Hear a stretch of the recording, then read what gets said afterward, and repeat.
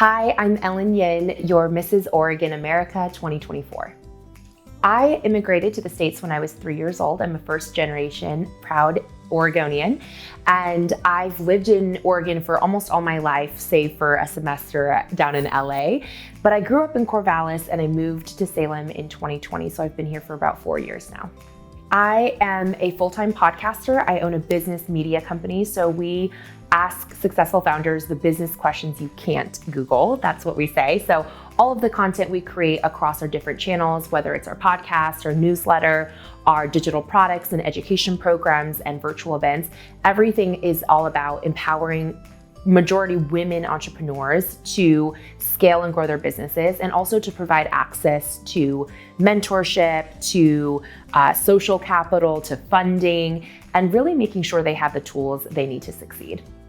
This was my first ever pageant, so I feel like I have to share a little bit of a backstory first. So growing up, my sisters and I, we did not have anything beyond basic cable. So anytime there was a show, on TV, we were so excited just to have something to watch. So I remember growing up, we would always somehow end up watching the televised pageants. And so I always had an appreciation for pageants from afar, but just as a bystander, I never thought about competing in one, didn't really know anyone who competed in pageants. So when I moved here to Salem in 2020, one of my really close friends here in Salem, Kara Alicia, she actually is a fellow business owner, so that's how I connected with her initially, but she is someone who has competed in pageants for much of her life and has actually won state titles before. And I saw how she used her platform to create a greater impact and all of the amazing friendships that she's created within the pageant community. So she actually introduced me to what it's like to be part of in-person pageants, local pageants. And she actually introduced me in 2022 to another pageant system where I was invited to be a judge. And that was pretty cool because I had never seen an in-person pageant. And then I got to be on the judging panel. They had different leaders and entrepreneurs from around the community. And so that was such a fun experience. And I loved the contestants and the women that I met. And I thought, wow, this is such a fun sisterhood. I would love to experience something like this. So I put it on my bucket list and I said, I'll do this someday.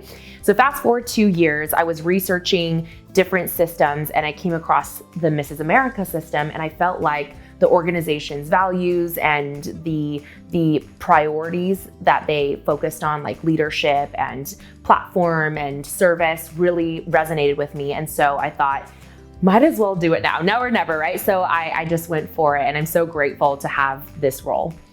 The Mrs. Oregon America pageant is the state preliminary for the Mrs. America system. So Mrs. America, to my knowledge, is the longest standing national pageant for married women. It started exclusively for married women to celebrate, women and their families. And then now we also have a Miss division. So having won Mrs. Oregon America, I will be competing and representing the state of Oregon in August in Las Vegas for the Mrs. America pageant, along with 50 other delegates from all of the other states. So the way that this particular system works, at least at the state level, is that competition is comprised of 2 days.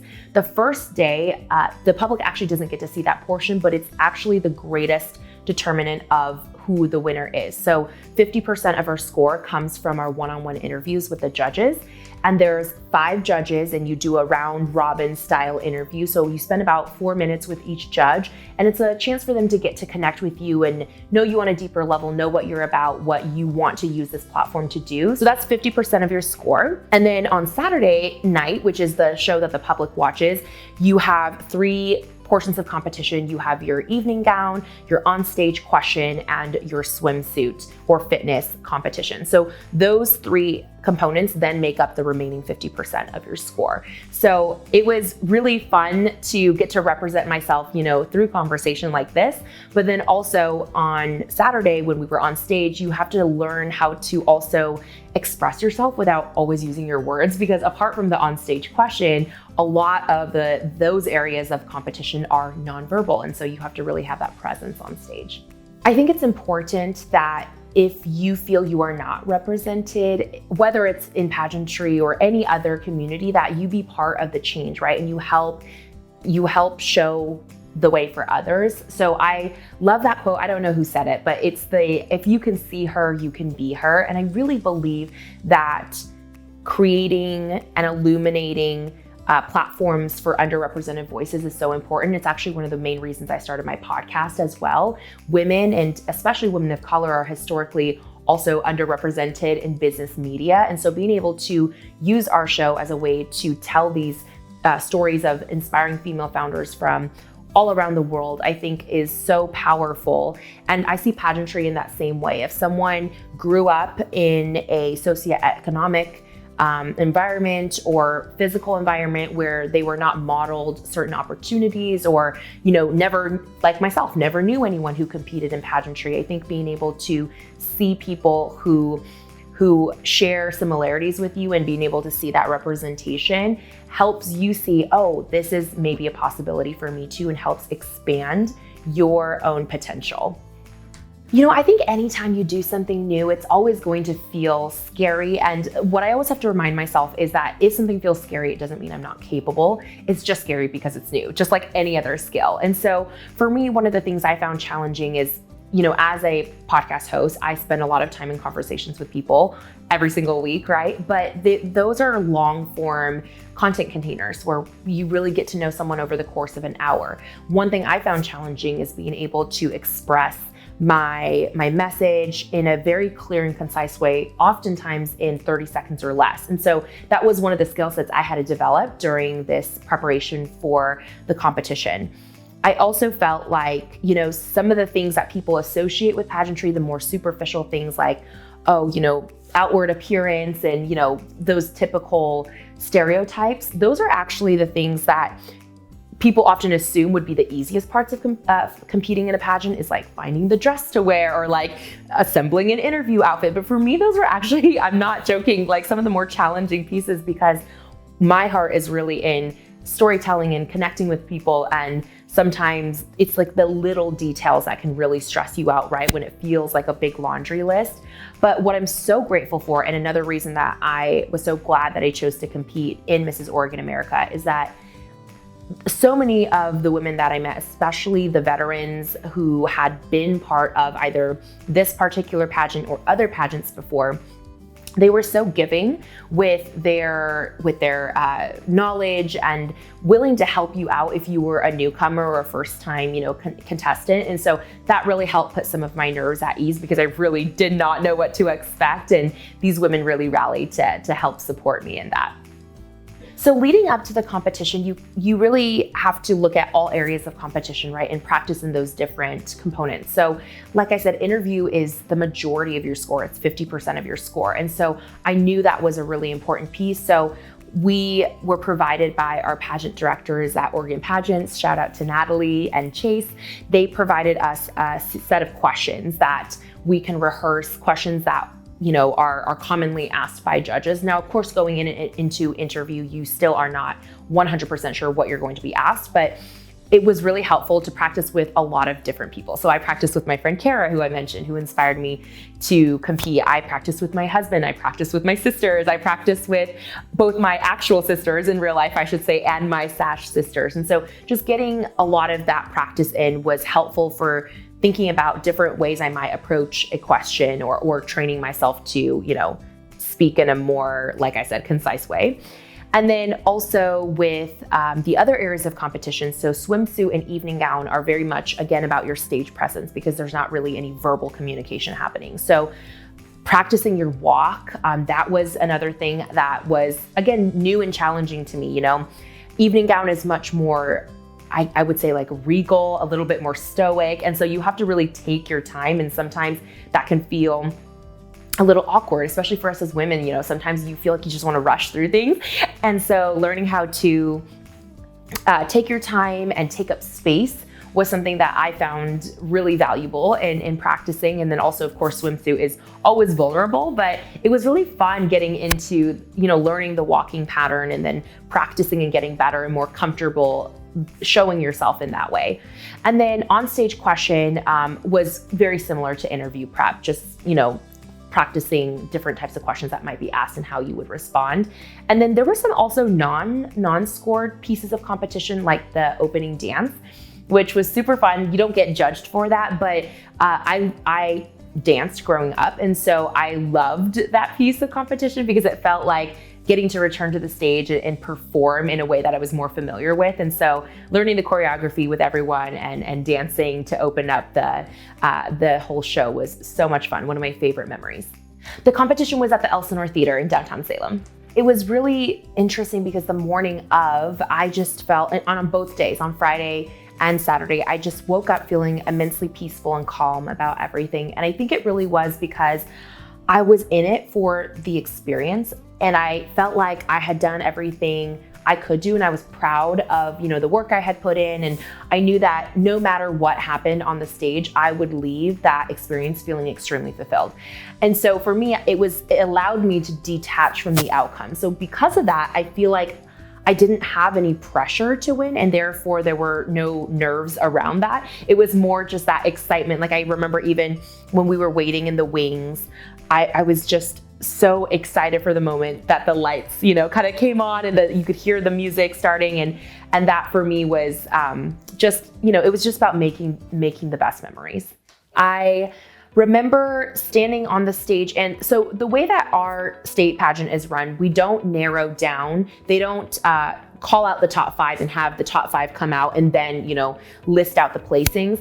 You are all together through the end. And so, they listed out 4th runner-up, which in the pageant world is 5th place, 3rd runner-up, 2nd runner-up, 1st runner-up, right? And the 1st runner-up also gets crowned and gets to go to nationals to compete in a different division. So the Mrs. American title, which, for lack of a better analogy, think of it as like a sports bracket. That's literally the way I've been describing it to people. So like all of the 2nd place winners and from across all of the states get to compete in that competition, and then all of the 1st place winners get to compete in Mrs. America. So anyways, I'm so blessed to have incredible sister queens. And I remember when it was, they were down to that last spot, it was kind of one of those moments where in my mind, I was thinking, okay, I either won the entire thing or I didn't place at all. Like, I have no idea, right? You just really don't know in that moment. But then I heard her open the envelope. And then as soon as I heard my name, that like the first part, because I represented Marion County. And so when I heard the mayor, I was like, oh my gosh, I can't believe it was me. So it was just such a highlight of my week, my month, my life, right? And it was really cool because the pageant happened to fall on May 4th. My birthday's on May 6th, and I turned 30 this past birthday. So it was truly the last thing I did in my 20s, and it was such a significant way and meaningful way to close out that chapter of my life. It's so meaningful to me to be the first Asian American in 30 years, right? Or several decades to be given the honor of this role, again, just because I do believe representation matters so much. And it's not so much that, it's not about how you look or what your cultural background is that makes you the right person for a role. I really do believe that, especially in this competition, it is very much merit-based on the skills that I talked about before, your ability to communicate, your leadership potential, your, all these different factors that the judges are looking for, your ability to connect with others. But I do feel that being able to represent a group of people that maybe historically have not seen themselves as much in pageants or in this particular pageant, my hope really is that it just encourages other people to, whether you're Asian American or not, to feel like, oh, maybe I could do this. Like maybe you see someone who is older than the average contestant that you would think competes in a pageant. We had women in their late 50s, early 60s who were on stage. And that was incredible to see people who had so much life experience, people who were moms and grandmas and had lived these amazing lives, and seeing them shine on stage and represent the experiences of women like them. I think that's the whole point. And I think it was especially meaningful to be the first in several decades to hold this role as an Asian American, because I am an immigrant who is a proud first generation American, first generation Oregonian, and the win happened to take place during May, which is Asian American, Native Hawaiian, Pacific Islander Heritage Month. So it was just like a full circle. All of the stars seemed to align in the right place for this one. So my next step is preparing for nationals in August in Vegas, where I'll compete at Mrs. America. I'm very excited for that. Again, nervous because it's a new experience, but that's what I signed up for, right? To challenge myself in this way. And also during my year of reign, regardless of what happens at nationals, I will have the role of Mrs. Oregon America for the next year. And I'm super excited about all the ways that I can get involved in the community, both here in Salem and all throughout the state. So I'm very open to working with as many organizations and individuals as I can to be of service this year. So you can find me on Instagram at Miss Ellen Yin. That's my most active platform, ellenyin.com. And if you are someone who is an aspiring business owner or a current entrepreneur, we'd love for you to come tune into our podcast, Cubicle to CEO. We air new case study interviews with female founders every Monday. I feel that anyone can be part of a pageant who has a desire to serve their community, who sees themselves as a leader or wants to grow into a leader. The way I view pageantry, now having gone through it, is it's really not that different to me than the other leadership roles I hold in the community. Like, when I serve as a board member for the McLaren Foundation here in Salem, or in my role as a small business owner, as a CEO of my own company, I really see pageantry as just another vehicle to make change. And so I think anyone who values personal growth and development, which I am a student of life, I'm always challenging myself to new experiences, just because I think you grow when you put yourself in situations outside of your comfort zone, like pageantry was for me. And so the advice I would give to women who want to compete is to really understand before you even sign up, what is it that you truly want out of this experience? Because that can look different for every person. And I think that's what makes pageantry so fun. It could be for you, it might be that you are wanting to meet new friends. You want to meet people who you may not normally cross paths with. That was for sure a motivating factor for me. Maybe for you, it's that you are not confident in speaking in public and you want to work on those skills, or you just want to challenge yourself and like I said, use this as a tool for personal development. For others, it may be that you've dreamed your entire life of wearing a crown and sash and you want to finally give yourself the opportunity to take a chance at that. So I think there's so many different things. For me, I think service was a huge component. I already do so much in my business to be of service to women entrepreneurs and champion women in business, which was my platform that I competed on and that I hope to really focus my time in service during my year as Mrs. Oregon America. But there's so many other components of pageantry beyond service, beyond friendships, beyond, so there's all these different approaches that you can have, but I would say get clear on what you want and then make sure that you really prioritize that throughout your whole experience, not just on pageant night, because truly, whether or not you end up taking home a crown is really just the smallest sliver of the whole experience. Be yourself, make sure that you are authentically who you are, and just be at peace knowing that, whether or not you win, it's really subjective at the end of the day, right? It's your ability that you happen to connect with certain judges on that certain night, but be assured in knowing that you're going to take so much out of this and grow regardless of the end outcome.